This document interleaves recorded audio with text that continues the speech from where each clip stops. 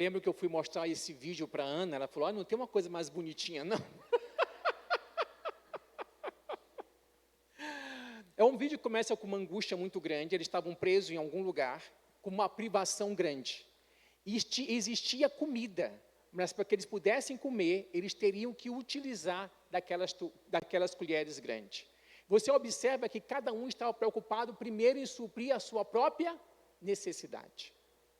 Até que alguém conseguiu enxergar o outro e tentou alimentar esse outro. Quando essa pessoa, quando uma pessoa resolve fazer isso, os outros usam a sua colher para apoiar e assim o alimento pudesse chegar à boca daquela primeira pessoa que foi alimentada. E aí você observa que depois existe uma engrenagem que começa a funcionar.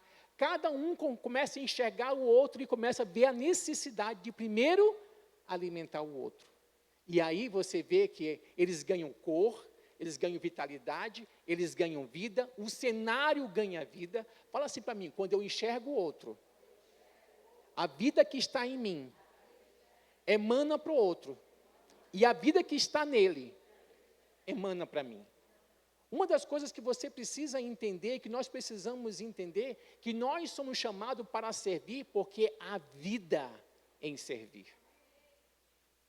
Semana passada nós estávamos aqui, no momento da ministração do louvor, quando a Josi vira para nós, para toda a igreja, e fala assim, eu quero entregar a vida da minha sobrinha Letícia. A Letícia, prima, chamo de sobrinha direto, desculpa. A minha prima Letícia. A Letícia estava muito grave na UTI, e nós oramos para que Deus fizesse a vontade dele. A Letícia faleceu na sexta-feira. E é interessante que quando que nós chegamos lá onde estava sendo velado o corpo, quando nós chegamos, uma das sobrinhas, agora sim, sobrinhas da... Gente, eu estou com um problema sério, né? Uma das primas da Josi, quando ela olha para mim, de longe eu li os lábios dela. Ela falou assim, graças a Deus que vocês chegaram. Existem momentos tem horas que a gente acha assim, o que eu vou fazer neste momento? Eu nem conhecia a Letícia. Não participei da história da Letícia, não conheci o pai da Letícia, conheci na sexta-feira, conheci a Josi, conheci a Altiva, conheci a mãe da Altiva, as filhas da Altiva, o pai da Josi, mas eu não conhecia a Letícia. Mas existem momentos de dor que a simples presença da gente traz um refrigério. E é interessante que você precisa entender que essa é uma forma de servir. Essa é uma forma de servir. Jesus, quando Ele nos chama para servir, eu quero que a gente possa observar algumas coisas interessantes. Lá em João capítulo 13,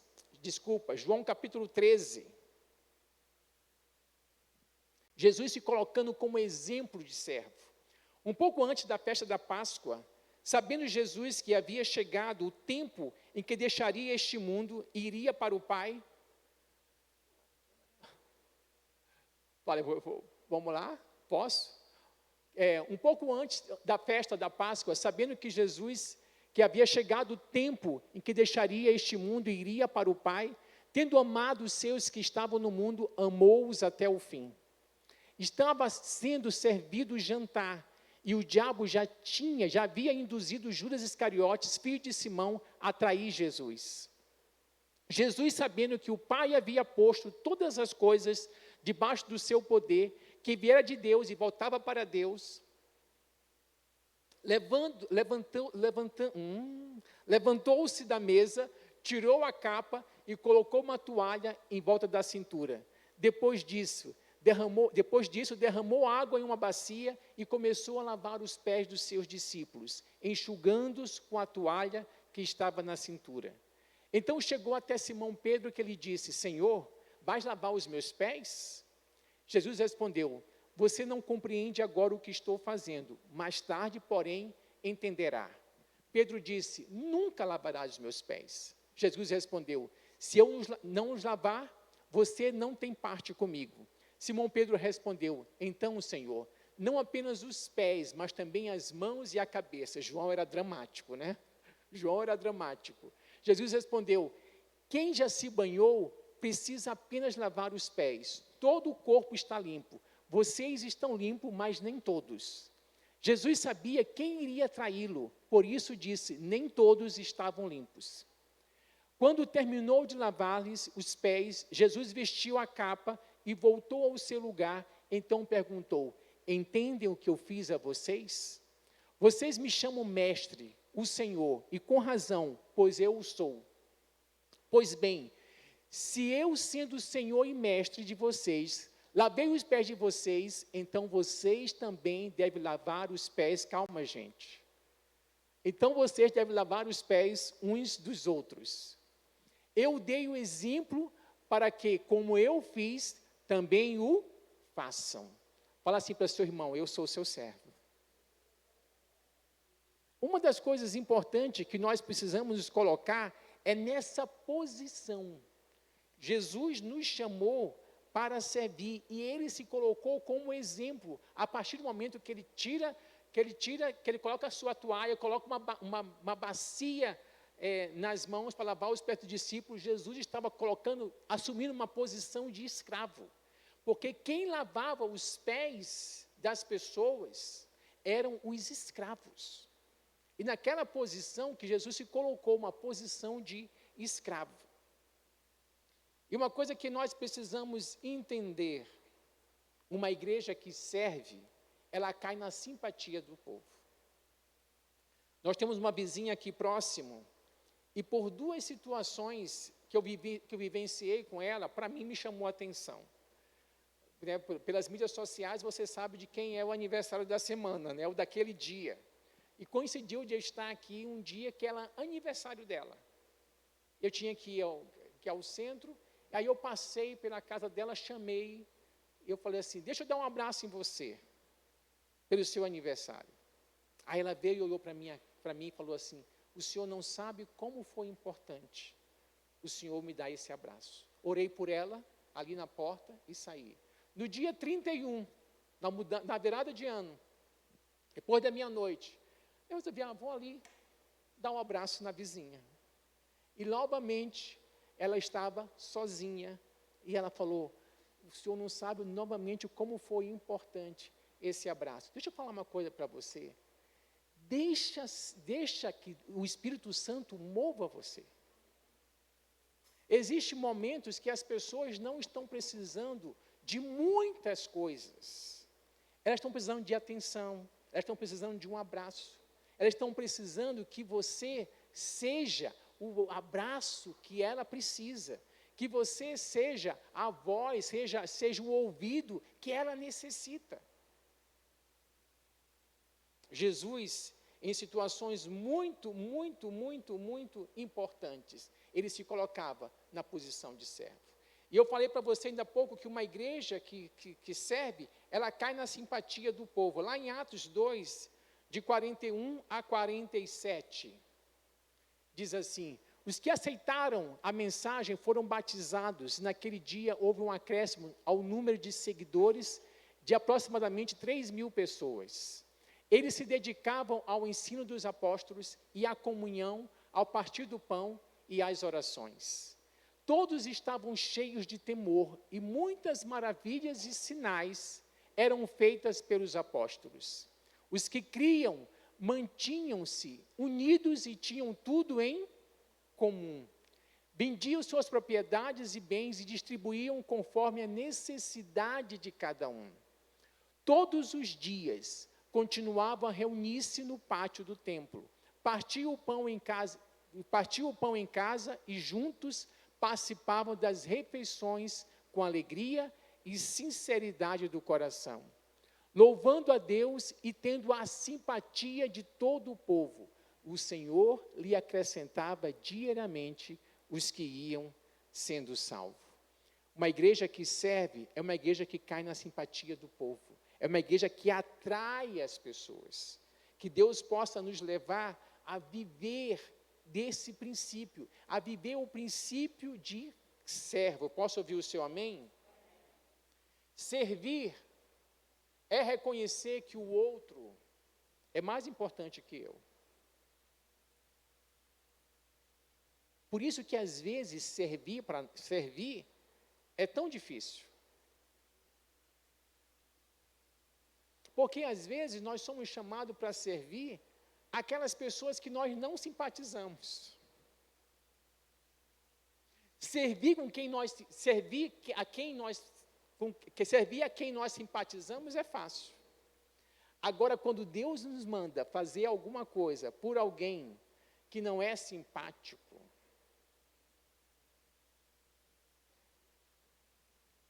aí isso é um exercício de humildade. Em Gálatas capítulo 5, versículos 13 e 14, diz assim: irmãos, vocês foram chamados para a liberdade. Contudo, não use a liberdade para dar ocasião à carne, mas sirvam uns aos outros por meio do amor. Vamos falar assim, vamos falar no final desse versículo. Sirvam, muito feio. 1, 2, 3. Sirvam uns aos outros por meio do amor. Deus está nos chamando, nos chama para servir. Nós somos livres, fomos libertados por Jesus para que nós possamos servir um ao outro e façamos isso em amor. Nos dias de hoje, são dias que quanto mais que nós estamos vivendo muito cada um a própria vida. Jesus fala que por se multiplicar a iniquidade, o amor de muitos se esfriaria. E todas as vezes que eu penso nessa colocação de Jesus, quando eu era novo convertido, eu pensava que isso dizia respeito a algo externo à vida da igreja. Ou seja, quem está dentro da igreja, quem está na igreja, vai estar fervendo, aquecido de amor. Então eu achava que era uma coisa externa, mas não é algo só externo, é algo interno, é a temperatura dos últimos dias.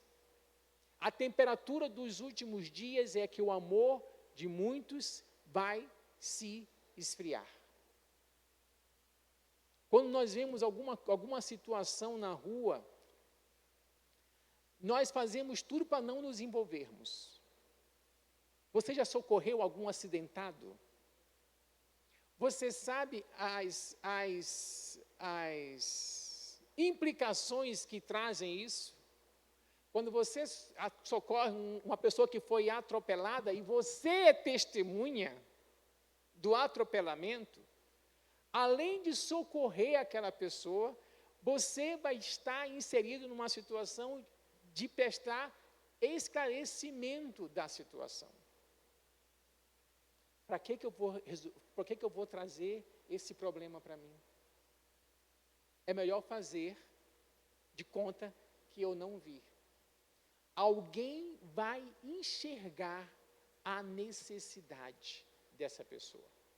Alguém vai socorrer. Só que a gente pensa que nós vamos prestar contas a Deus é por aquilo que nós fazemos de errado. Ou seja, eu vou prestar contas para Deus se eu trair, se eu roubei, se eu fiz alguma coisa ilícita. Só quando Jesus fala dos últimos dias, ele diz o seguinte, lá em Mateus 25, a partir do versículo 31. Olha o que Jesus diz. Quando o Filho do Homem vier na sua glória, com todos os anjos, ele se assentará no seu glorioso trono. Todas as nações serão reunidas diante dele, e ele separará uma das outras como o pastor separa as ovelhas dos bodes. Uma brincadeira, você é ovelha ou bode? Ele colocará as ovelhas à sua direita e os bodes à sua esquerda. Não, direita, esquerda. Então o rei dirá aos que estiverem à sua direita: venham benditos do meu Pai, recebam como herança o reino que foi preparado para vocês desde a criação do mundo. Pois eu tive fome e vocês me deram de comer. Tive sede e vocês me deram de beber. Fui estrangeiro e vocês me acolheram. Agora sim, necessitei de roupas e vocês me vestiram. Estive enfermo e vocês cuidaram de mim. Estive preso e vocês me visitaram. Necessitei. É isso mesmo? Vocês me visitaram. Então os justos lhes responderão: Senhor, quando é que te vimos com fome e te demos de comer, ou com sede e te demos de beber? Quando te vimos como estrangeiro e te acolhemos, ou necessitado de roupas e te vestimos? Quando te vimos enfermo ou preso e fomos te visitar? O rei respondeu: em verdade lhes digo, que tudo o que vocês fizeram a algum desses meus pequenos irmãos, a mim fizeram. Então o rei lhe dirá aos que estiverem à sua esquerda: malditos, aparte-se de mim para o fogo eterno, preparado para o diabo e os seus anjos. Todas as vezes que eu leio esse texto, deixa nessa passagem que eu acabei de ler, nesse versículo, toda vez que eu leio esse versículo, eu gosto de sinalizar. Fala comigo assim: o inferno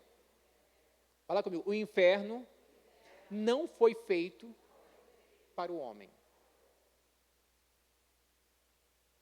Existem pessoas que falam assim: eu não creio num Deus que vai lançar as pessoas no inferno. Deus não criou o inferno para o homem. É muito bom que nós tenhamos isso claro na nossa mente. O inferno não foi criado para o homem. Para quem que o inferno foi criado, gente? Para o diabo e os seus anjos. Não foi criado para nós. Só que existe um trabalho do diabo para impedir que as pessoas passem a eternidade com Deus. Ele bloqueia a mente, ele fecha o entendimento, para que as pessoas não compreendam o Evangelho e assim não caiam nessa condenação. O diabo sabe da condenação dele, e tudo que ele quer é que nós venhamos a provar, aqueles que não estão em Deus, venham a provar a mesma condenação que ele vai provar.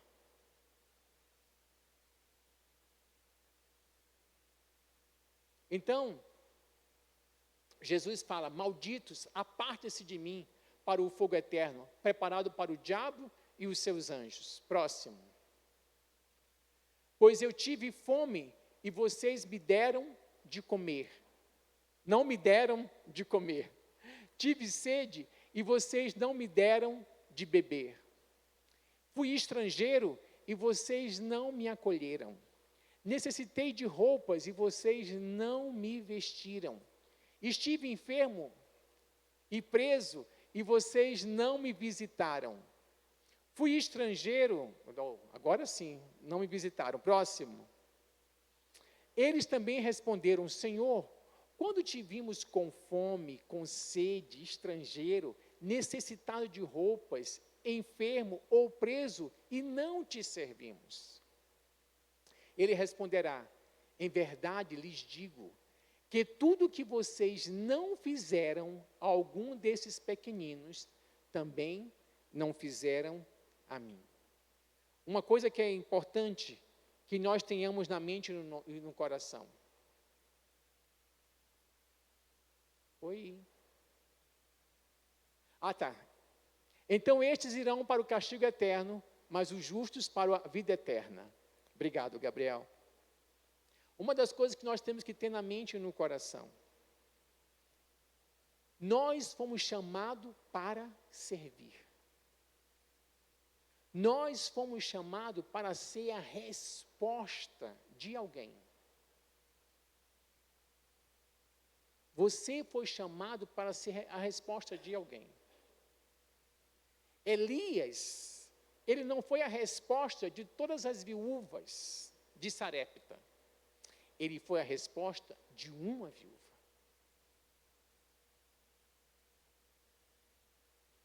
Você precisa entender que você e eu somos uma resposta para alguém. Nós vamos suprir a necessidade de alguém, de alguma forma. De alguma forma.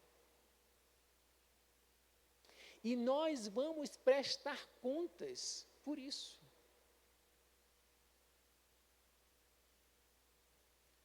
Russell Shedd, famoso Russell Shedd. Se você não conheceu, procura no YouTube, pregações do Russell Shedd. Russell Shedd foi um dos maiores teólogos que o Brasil teve. Existe a Bíblia Shedd, que são as anotações, que tem anotações do Shedd. Eu tive o privilégio de poder aprender com ele sobre o Evangelho de João. Aquele homem era de uma humildade incrível.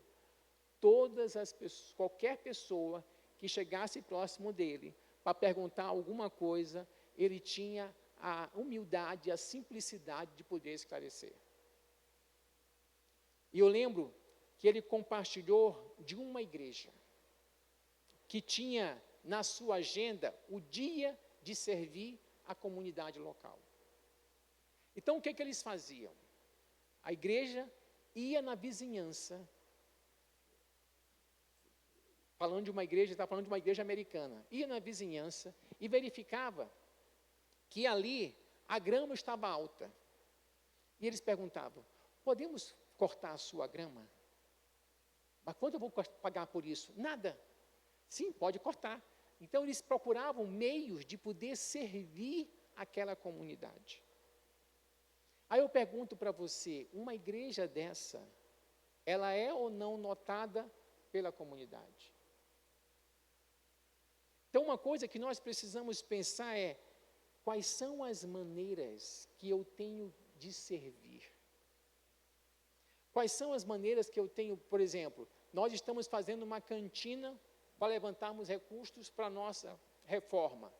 As pessoas que se voluntariam a servir, elas estão saindo do conforto delas para preparar o lanche, estar lá embaixo, daqui a pouco, vendendo, servindo. Então, uma coisa que você e eu precisamos pensar assim: quais são as maneiras que nesses dias Deus quer que eu sirva? Quais são as maneiras que nesses dias Deus quer que eu seja a resposta de alguém? Eu quero agradecer, existe a equipe de diaconia, existe a equipe da mídia, que está lá em cima servindo. Alguns não sei se estão me ouvindo ou se estão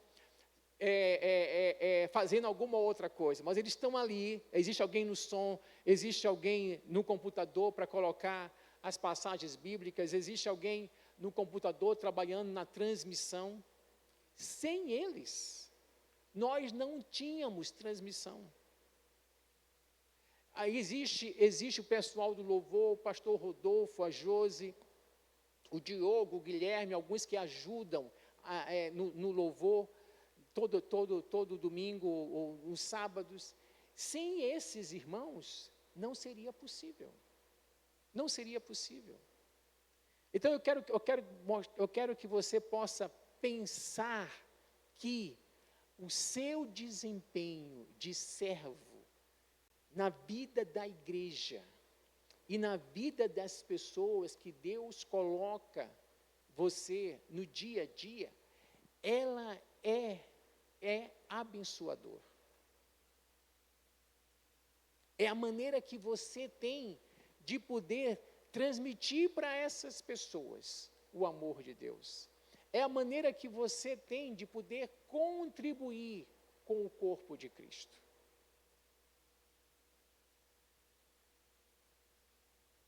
Quero que você pense em qual é o seu desempenho no dia a dia como servo. Como alguém que tem Jesus como seu exemplo. Jesus termina a passagem que nós lemos ainda há pouco, dizendo assim: então estes irão para o castigo eterno. Quem que vai para o castigo eterno? Quem não visitou o enfermo, quem não deu de comer àquele que estava com fome, quem não vestiu aquele que estava nu, quem não visitou aquele que estava preso, e etc. Aí ele fala, mas os justos irão para a vida eterna. Quem são os justos? Aqueles que fizeram tudo aquilo que os outros não fizeram. Nós vamos prestar contas do quanto nós servimos aos outros. Quando nós afirmamos que servir é um chamado, que servir é um princípio do reino, é porque é a nossa maior identificação com Jesus. A sua e a minha maior identificação com Jesus é justamente a posição de servo. Mas você pode perguntar, mas não é o amor o nosso maior ponto de identificação com Jesus? É bom lembrar que quem ama, serve. Se eu amo, eu sirvo. Se eu amo, eu dou para as pessoas aquilo que eu tenho como recursos. E eu não estou falando de recursos financeiros. E às vezes pode ser que você vai ter que dar recursos financeiros para ajudar alguém. O servir vem como a expressão do amor que dizemos ter a Ele e uns aos outros. Quem está do seu lado é uma preciosidade. Não sei se você parou já para olhar para quem está ao seu lado.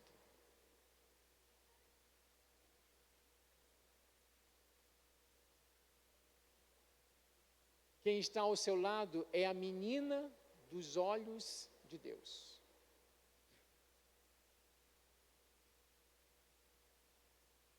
Tem um marido aproveitando esse momento. Quem está ao seu lado é a menina dos olhos de Deus. É alguém que Deus colocou do seu lado para que você fosse instrumento de bênção na vida dele, na vida dela. Deus sempre vai colocar pessoas nas nossas vidas para ser instrumento de bênção. Eu lembro que quando nós chegamos aqui, teve um culto pela manhã de transição e à noite teve um outro culto que era o culto normal da igreja. E eu lembro que eu acho que era, não lembro se era o último domingo do mês, que tinha alguma coisa de bolo, ia ser o aniversariante do mês, e eu estava aqui completamente perdido, né? Perdido. Sabe quando você está num lugar e você chegou e você não sabe como se comportar, como conduzir as coisas? E eu lembro que a Josi chegou para mim e falou assim para mim, eu estou aqui para ajudar você naquilo que precisar. Mas é uma pessoa que eu não esqueço, foi do Paulo. O Paulo chegou, se apresentou, falou para mim como é que ia acontecer, o que ia acontecer, me situou na situação, eu falei, ok. Então foi aquela situação, eu me senti naquele momento amparado. E ao mesmo tempo eu me senti bem-vindo. Bem-vindo. Então, uma coisa que é muito importante, quando nós estamos lidando com uma pessoa que chega nova no nosso meio, nós precisamos ser aqueles que devem tornar o ambiente acolhedor. Eu estou vendo o Bruno e a mãe dele. Como é o seu nome mesmo? Jurema, o Bruno e Dona Jurema. Então, assim, quem é que precisa tornar esse lugar acolhedor para Dona Jurema? O Bruno só? Não, gente. Cada um de nós. Então, todos nós temos que dar um abraço para Dona Jurema. Dona Jurema está daqui abastecida já para o mês. É o primeiro domingo do mês, não é isso? Sai abastecida para o mês. De afeto, de atenção. Uma coisa que nós precisamos entender, que nós costumeiramente ficamos à vontade com aqueles que nós já conhecemos. Olhar para o diferente é tirar a gente do nosso comodismo. Então, nós temos algumas pessoas que estão aqui e que não frequentam essa comunidade todo domingo. Eu quero que você olhe para essas pessoas. Em vez de você, quando terminar aqui, você já correr para a cantina ou já correr para ir embora, ou olhar para quem você sempre olha, que você possa olhar para aquele que não é todo dia que está aqui. Posso ouvir o seu amém? Nós vamos prestar conta quando servimos uns aos outros. Deus está nos chamando para nós vivermos como servos e sermos expressão de Jesus na terra. Fique de pé, por favor.